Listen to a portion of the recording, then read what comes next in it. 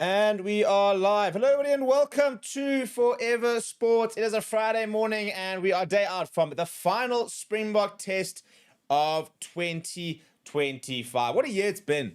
And I'm pretty sure we're going to go out on a pretty big bang tomorrow up against Wales. And it's a very interesting team that has been named by Rassie Erasmus and his coaches, very much sort of tapping into basically what's left, to be perfectly honest. I mean, it's a 24-man squad. Dwayne Vermeulen officially on standby at the moment in case there are any last-minute injuries and the likes between today and tomorrow. And it's going to be an interesting test. I mean, I think it's a test where the Boks have far too much for Wales already.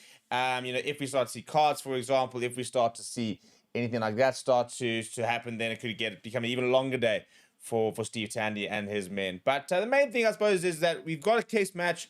We need to now just focus on getting a job done. We need to go out there tomorrow and hit our straps, for example, put in a big performance, work on our systems and the likes of that. And I think there's a lot of players in this opportunity to try and keep themselves in the mix. The likes of a Franco Masters, for example, people talking about, is this a final dance, for him? A Bongi Manambi, a final opportunity for him to sort of show his worth. I mean, he's kind of dropped down to almost sort of third, fourth choice. We've seen Marnus van der Merwe, we've seen Johan Krabbelar, obviously Malcolm Marx. So there's suddenly a lot of people ahead of the likes of a Bongi Manambi. So there's opportunity for some of these players to sort of stake a claim and kind of show that they still belong in the mix.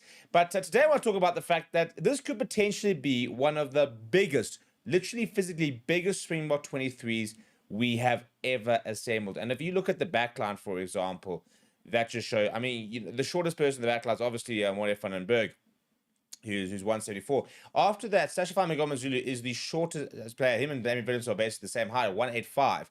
But you've got the likes of Akane Moody, Andre Estes, Damon Delende, Ethan Hooker, all one sort of between 1.9, 1.95 meters tall. It's a very, very large backline. And if we go through the forwards even the entire team, it's a large, it's a big team. It's a very, very big team. And especially the bench being a 7-1 split, you've only got one player on the bench who's under 100 kgs. And any team that's got Asnat and Clavicania, the 141 kgs, tends to be a pretty large one themselves. So in terms of some of the stats, by the way, in case you're wondering, if we look at this side, our starting 15 is an average height of 192.6. That is our starting 15 average height, is over 1.9, by the way. And the average weight in the starting lineup is 106.2 kgs. So that means that that on average, if you were to literally send out a bunch of players, who are all basically made of the average, that'd be 192, almost actually 193 meters tall and 106 kgs. I mean, those are some super big players. If you look at the pack, by the way, we're over 900 kgs. 911 kgs is the pack. The average pack weight is 113.9. And if you look at the backs, however, this is where it gets really, really interesting. The average weight in the backline, in our backline, is over 100 kgs, or close on 100 kgs, 97.4 kgs. I mean, it's mental. It's absolutely mental. Your average weight is 97.4 kgs in the backline player. If we look at the entire match at 23, it weighs over 2 tons, 2.1 tons. Is the weight of the entire Springbok 23. The average per player across the entire 23 is 92.7 kgs. Obviously, Moore van den Berg and Kobus Reinhardt doing the non-heavy lifting as per se. I mean, if we look at, for example, even the pack on the bench, you've got some absolute monsters. You've got, Zach Portland's 120 kgs. That's not Clement is 140 kgs. Etsy is 120 kgs. It's some big lads. There are some very big boys. Ben Jason Dixon, Kwaka Smith, even Kwaka Smith, who's a small forward, inverted commas, he's 100 kgs. So this could potentially be one of the biggest Springbok sides we've ever sort of sent out, and I'm very interested to see how Wales plan on trying to cope with them, because I mean, as we sort of been mentioning, and as Candy then mentions, the fact that there's literally a backline of players who have all played in the centres. Sasha through to Damien Williams have all played at centre at a stage. And everyone, I think, bar Kane and Moody, have played at inside centre, where you generally have to be bigger and you have to defend it inside centre channel is a very big channel to defend. So these are some big boy. I mean, Kane and Moody, Ethan Hooker, both sort of says Kane and Moody's played out on the outside centre. I mean, Ethan Hooker's, close on 100 kgs, 194. 180 is absolutely massive. I mean, he's north of 110 kgs these days. Damian Willemse is one of the smaller players, inverted commas, in the back line. You know, he's the third smallest, and he's 95 kgs. He's not a small lad at all. So it's going to be a big box side for the Welsh to contend with tomorrow. And if they don't bring any sort of physicality, it's going to be a very, very long day. Going to one of my members, Kenny says, away man, so would love seeing Big Dwayne put on the green and gold one last time. What a story it would be. Yeah, mental concept to think that he is the official player on standby, the number 25 player on standby. King Power says 16 is in that backline and Morné and Kobus aren't small either. Josh says, why did they pick Portland instead of Tunu in the loose head position? I think he's just trying to sort of build a bit of depth and see what he can cope with it, to be honest. Institut Tunu is on standby. But yeah, I don't know, maybe as you said, even Morné van den Berg, 174, 81 kgs. Kobus Ryan is 175, 85 kgs. They're not the smallest scrum halves out there. I mean, Kobus Ryan is the definition of a pocket rocket. He's not particularly tall. If you ever see him in real life, that man packs a punch. So yeah, it's a very, very large box side, and I'll be interested to sort of see. I mean, Matt Williams, I'm sure, will be bitching and moaning about this the entire week next week. The fact that you've got an average weight in the starting 15 of 106 kgs.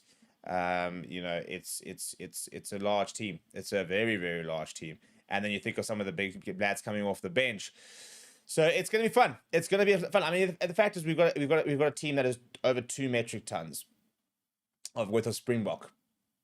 I mean, how's that for I mean, 2.1 metric tons of Springbok. It's mental.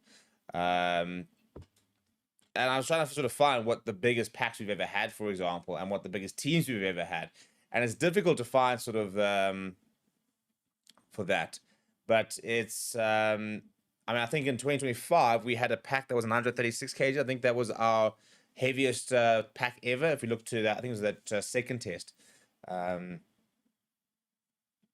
And you had the likes of Oxen Chair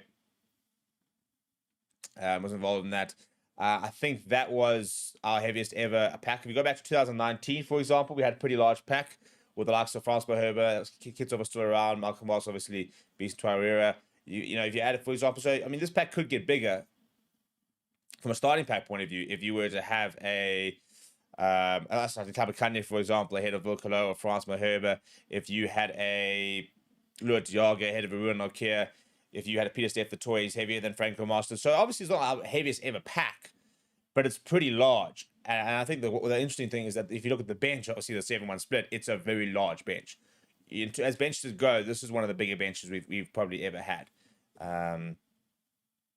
So it's going to be a big ask, really, for Wales to try and cope with it. I just don't think they're going to cope with it anyway. And I think what's going to be interesting is to see how we play. Is this a pack is this a game where we're just going to basically flood them with physicality and size and just make sure they can't compete? Or are we still going to try and throw the ball around, for example? Are we still going to play a bit of a touch game to a certain degree and try and play attacking rugby? The roof is going to be closed, so it should make for some really good rugby. Illicit says, I wonder how they're going to be in the air. Well, that's the thing. I think that they're going to absolutely bomb Wales out of it because Wales have got a very short back three in comparison. If you look at the back three that Wales have, for example, and your rear Dyers, he's 1.86, so he is shorter than both Kenan Moody, both Ethan Hooker. He's much the same height as a Damian Willemse, for example. But if you look at the other sort of players across that backline, and I mean they've actually struggled under the high ball. So if you look at Blair Murray, for example, and he's been one of the players. He's going to be the player who's going to be focused on the most. He's 1.73, so he's a short fullback up against the likes of Kenan Moody, Damian Willemse, and Ethan Hooker. So I think that's probably going to be where they're going to really target the Welsh, is that they will go to the air and they will use our height to our advantage. And Ellis Me, I think, is going to be a big player for them because he's the only one who's really of the same height of a Kenan Moody and an Ethan Hooker. Very young player, though, very inexperienced, 22 years old, playing just his 4th game for Wales. So that's, I think that they'll go to the air a lot. I think they'll bomb them a lot because I think that that's an easy way of getting possession back, and it's a position that they've struggled with recently in terms of Wales being able to deal with that high ball threat.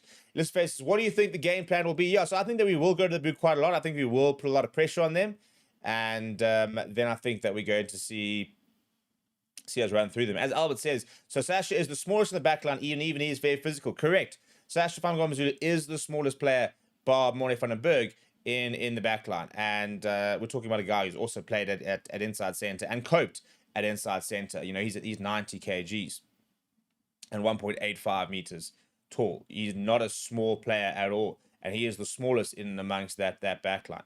I mean, David Willemse is proper physical as well, and he's the second smallest out of the rest of the backline. So it's going to be a tough task for Wales. But in terms of what I'm expecting, I think that obviously scrum dominance will be a big thing for us. We should have it, especially with the Bulls starting front row, Volko Low, arguably the best scrummaging tight head in the world at the moment. So he'll be a big asset to that. And I think that will be the plan, is basically get that front foot ball early on, put Wales under a tremendous amount of pressure where they just can't cope. And then the second half, you bring on that bomb squad, that 7-1 split, and just completely decimate there. So I think if this goes right, it could spell a lot of trouble for Wales. I think Wales could really, really struggle, and we could be looking at record scores here tomorrow. I hope, honestly, from a spectacle point of view, that Wales pitch up and that Wales find something, and that they put up a bit of a fight. But I think that if we get going quickly and we get front foot ball, I think this could become a very, very long evening for the Welsh. Menzies says, would have been nice to see the big backline back the Welsh to exhaustion in the first half and then bring in a quick backline later in the game to open the try floodgates. Liz says, why do you think you've never seen Sasha around inside centre for the Boks? I think they just see him as an out-and-out 10, to be honest. I think that they see him as our 10 for the World Cup. So I suppose it's about getting him as many opportunities in that number 10 jersey as possible. I also don't think we really need him at 12. We like a big runner at 12. We like a big physical go-forward ball sort of player at 12. When you think of Damien Delendi, Andre Esterhuizen, and Damien Willemse, Ethan Hooker, we like to get a bit of a battering ram in at 12. Even Damien Willemse might not be as physical in the way he carries, but the way that he carries into contact with a stepping, for example, he always gets over the advantage line.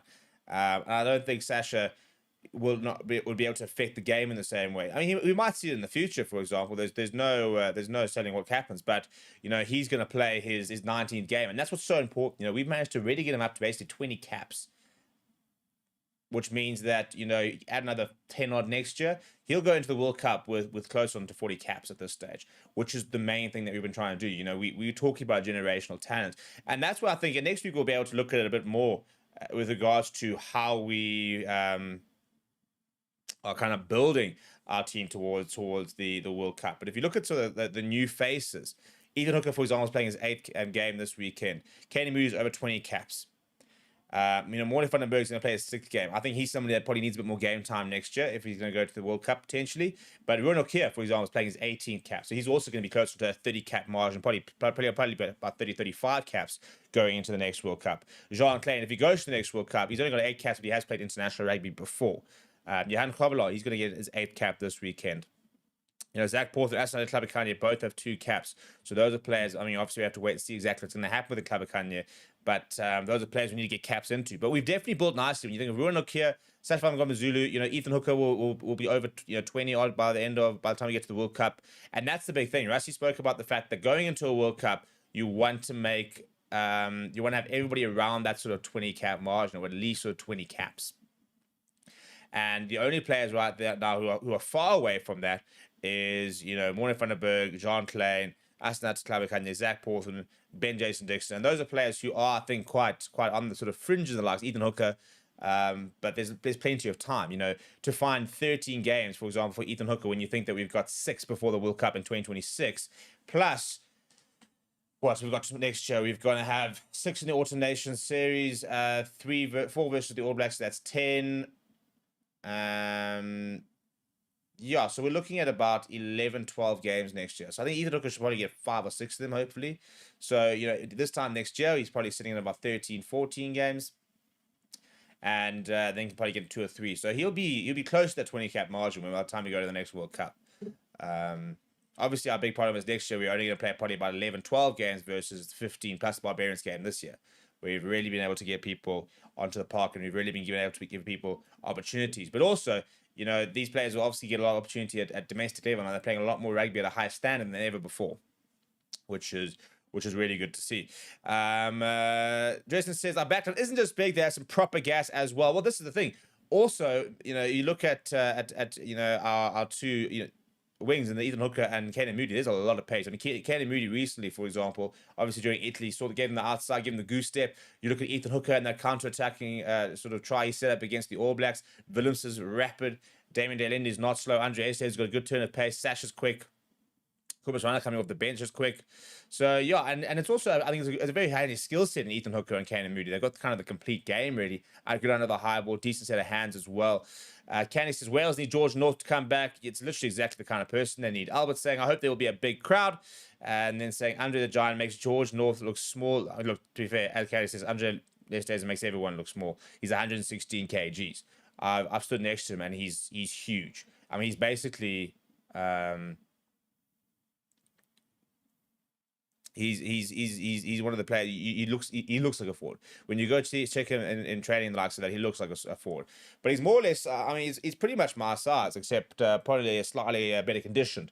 Slightly taller than me, but yeah, he's a large human. You know, and I'm pretty tall, so I don't feel very small in the box setup. You know, I'm bigger than likes of a Quacker Smith, for example, even a Johan Cobbler, the likes of those. Because I'm quite tall, but you there's certain players when you walk into the box setup and you go, that kid, that looks big. Arcus Neyman, for example, Evans are huge. You look at Andre Esterhuis, he's one of those guys. You walk in, you think, no, that looks big. Like, I'm not messing around with that. Like, he is very, very large. King Pass says, Dave Williams is very strong for the Stormers at 12. He makes meters. I love him at 12. Absolutely love him at 12. Dresden says, I want to see Down/Low as permanent fixtures by the end of next year. I think they will be around, but they've got to try to get into the squad as well. That's also the one thing that we maybe don't always anticipate, is the fact that we talk about the fact that they should be around the squad. I mean, like now, for example, you think of a Ben Jason Dixon dropping out. But apart from him, you know, there's not massive opportunities in that. Like, so yeah, you could have, you know, Frank Mossy gets phased out, but he's kind of more of a lock at the moment, kind of maybe both. So there is space for him and Arnicum and Albert Lowe, but they've got to try and force their way in. You know, it's not that easy to get in. It's not like there's massively obvious players in our sort of final and our initial sort of squad that they can kind of come back in for. I think Albert Lowe probably comes back in before Cameron Honeycomb, a little bit more experience, but it also depends on how Cameron Honeycomb comes back from injury, and Albert Lowe. You know, they both had very long-term injuries, so they need to get back to playing their best rugby. They need to get back to full fitness before they have any sort of concept of getting back into this box side. So there's a lot of work for them to do. Candy says, so good to see the shares back for the Bulls this weekend. He was so good for the box. King Pass says, Moody is very quick, so is Ethan Hooker. And I wouldn't say it's a flex. I mean, it's just I'm just not a short person. Maybe I need to get back into the gym and get myself a shot at the hybrid role and say to Rassie, listen, I'm here. Release me. You know, let me cook. 5.5, 12, 7, 8. I mean, I was playing. I mean, I played at Fly Off at school and then played 8th man at varsity. So I mean, I was the hybrid player before Andre Esterhuis, really. That is the takeaway for this evening, is that I was the OG hybrid player, just playing at about 17 levels below what Esterhuis and the likes are doing. But you know what? You know, not everyone's perfect at the end of the day. So the question is, what are your score predictions? Let's get your score predictions in. And I want you to go and lock those score predictions in on mypicks.app right bloody now. Lock in your score predictions on mypicks.app. Oh, let me do that again with the pop official. Really hope it's going to pick it up like that.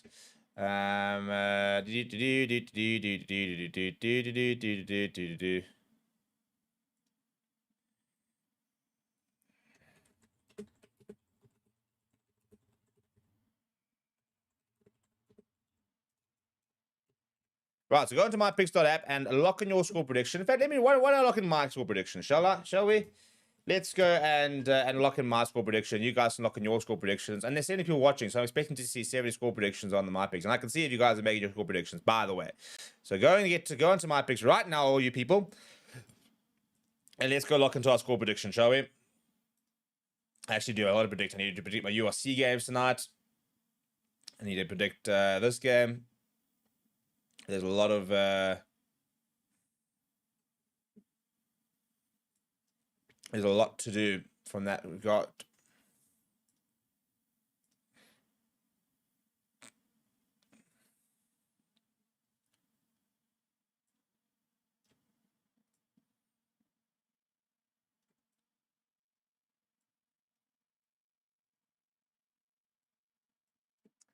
Right, so the question is, what is my score prediction going to be? Albert reckons Box by more than 25 points. I tend to agree. I think it is going to be something quite high. Albert says Bulls Lions tomorrow. Better bring the scuba gear with them. Yeah, listen, it's absolutely drenched down here in Gauteng. I'm not happy with that because I was hoping to play cricket this weekend, but it ain't looking good. It ain't looking good, and I mean it's rained supposedly today until this afternoon. Hopefully, then dries up a little bit this evening. And then there's rain scheduled basically throughout the day tomorrow, throughout the day Sunday. And yeah, the idea of playing cricket is very unlikely, unfortunately. But yeah, let's get to our score predictions, though, people. Go and get your score predictions locked in. Go on to my picks right now. Go and get your prediction. So I'm going to be generous and give Wales 10 points. I'm going to give Wales 10 points. They might score a try against the run of play. And, we might switch off, and that might be an annoying part of us, but it might happen. However, I'm going to give us lots of points. I'm going to give us 66.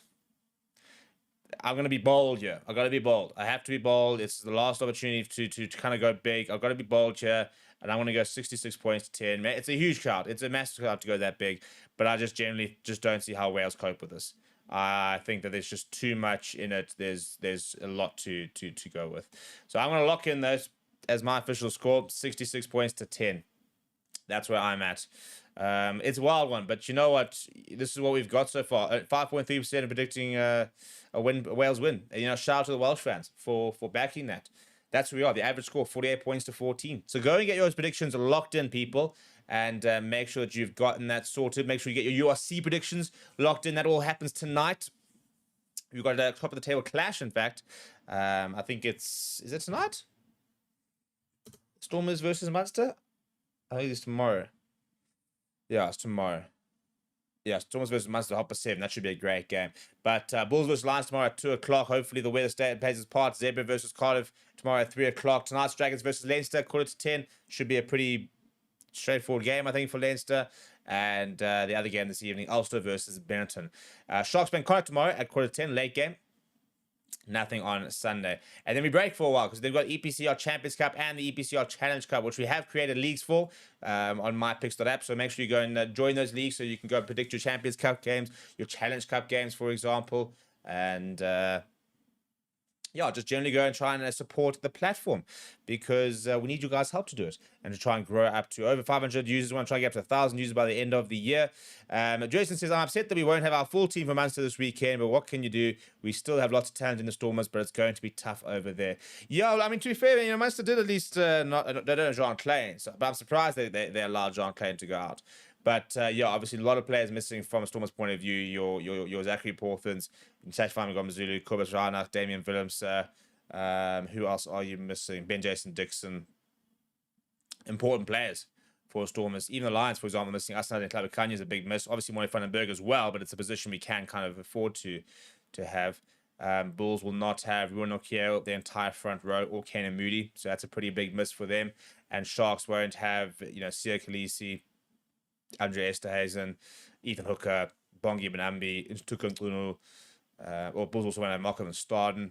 So yeah, there are some pretty big Bongi Benambi for the Sharks as well. There are a lot of players missing across the likes. Obviously, the Lions, as usual, kind of the least impacted, but still important players that are not going to be available for them.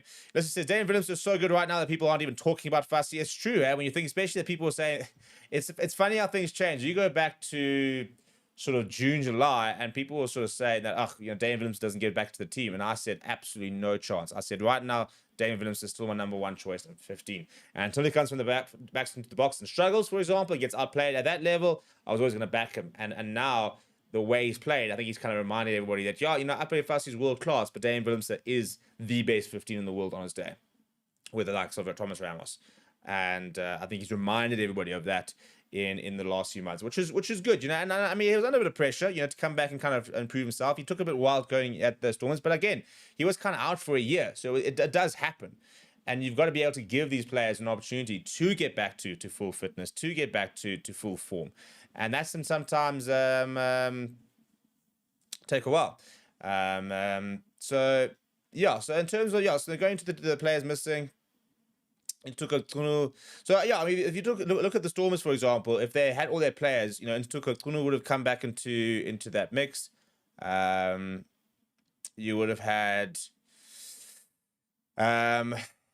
Damien Willems said Sasha, I think, and Kubas are big additions to that side. Probably that's your 9-10 with the Warriors fit, and you go 15. Willems said 12, for example, for the Stormers. That'd be a big addition. But I mean, you're missing almost a full front row in the forms of you had Zach Porthman at tight head. You could have had Insuka Kunu at loose head for the Stormers, for example, this weekend, and Ben Jason Dixon on the flank. So Stormers are probably missing the most throughout the team. Bulls, I think, are missing some key players in terms of a full front row, as well as their second row and captain, as well as a flanker, Marco Verstappen, and then Kenny is the only player they're actually missing in the backline. But they are missing Andre Pollard through injury, as well as Kurtley Arnser through injury as well. The Sharks are missing Sia in the forwards and Bongi and Evans. Sia, Bongi, and Evans. So I suppose one in every sort of front row, second row, and back row. And then they're missing in the backline Andre Esterhuizen and Ethan Hooker. So Sharks not massively gutted as Stormers. The Stormers and Bulls are probably the most affected this weekend with regards to players who have been retained by the Boks and the likes of that. So I need to do my other predictions, people. Give me some shout. What are we saying here? So I've got 66 points to 10. Antonio says Boks 75-13, so going even bigger than me, but giving Wales an extra 3 points. Yeah, the fact that the average score right now is sitting at 48 points to 14 shows that I don't think too many people are giving Wales much of a chance. And to be fair, you look at the team, I can't blame you. That team is seriously scary. So just to close up, the 3 players I'm most looking forward to watching tomorrow in terms of what they're going to do is I'm looking forward to Zach and Asanate off the bench. Those are my 2. And the starting 15, the player I really want to see step up tomorrow is Morne van den Berg. Maybe the 2 alliance players, but I think those are fringe players that I think that have been around the squad. I think Zach Port's obviously been put in quite quickly, but Asanate's been around the squad since pretty much mid-year, and I want to see him put in a big shift. Morne van den Berg, they've spoken about it a lot as a very important player moving forward. I want to see him put his hand up, and I want to see him really put in a big performance. I mean, to be fair, he's already had a man of the match performance this year. But I think he gets harshly treated because we get lazy with our analysis. And if you're not taking half gaps, for example, and you're not rushing through every single ruck, everybody sits there saying, "Oh, it's too slow." And I always, it sounds really harsh, but there's certain comments people make, and I always kind of disassociate myself. So you just kind of make that comment, I kind of not roll my eyes, but you kind of go, yeah, so maybe you don't quite understand. And that's why do we always kick? We go to the boss kick, and takes too long at the base of the rack. Those are 2 comments, for example, that really make my eyes twitch because it is very deliberate. It is a game plan thing. It is not an individual thing. If Morne van den Berg wanted to go from rack to rack, just swinging passes, he could. But, you are told, right, this is the situation. This is how we need to manage it. You need to play a physical game. And then as games go on, your Grant Williams comes on, for example, and he quickens up the play because that's now the point. That's the shift. We've grinded them down. We've played a tactical game. We've sort of created this arm wrestle. Now we've got to try to up the ante. So I always find it a bit lazy, for example, when, Shkomov comes on to the last 10, 15 minutes when you're chasing a game or trying to end a game and they quicken the pace up and they go say, you see, he should be starting because you should look how quick his distribution is. Whereas it's very deliberately not that in the first half. Same with the box kick. All he does is kick. Well, it's not a case of, Morne van den Berg or Faf de Klerk decides to run to the field and they start, we're going to do box kick. And Grant Williams says, no, I don't like box kicking. They are instructed. I don't think people realize how much of what players do on the field is game plan orientated and under instruction versus what they want to do sort of naturally. And Morne van den Berg, for example, loves the snipe, loves taking the ball to contact. He's got tries for that for the box for that same reason. And plays a bit differently for the Lions, for example. But then you go into the box and you kind of have to then work within what your parameters are. Candace says, when you start looking at full-strength squads, Bulls, Sharks, and Stormers have some insane talent. Hope things come right at the Lions and they can hang on to some of their best players for once. Yeah, listen. we've got good players. We just need to try, as you said, we need to retain them. But we're gonna wrap up there, people. We'll see you guys all tomorrow for 2 watch longs. I'll be live for Lions versus Bulls, as well as in the box versus the Wales. Please make sure you smash a like on the way out. Please